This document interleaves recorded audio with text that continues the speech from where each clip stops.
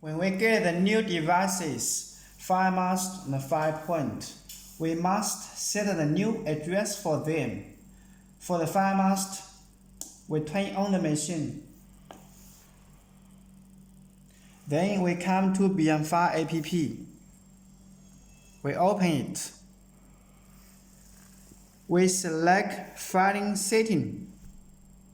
Then we come to File Mask. We connect it. Then we click into it. We select Device Setting. Then you can see the default address is 100.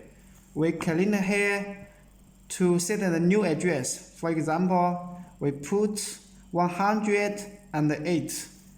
Okay, then it shows success. We need to reconnect the file mask. Okay, then we come back to file mask again. Then we connect it again. Okay, connect again. We enter it.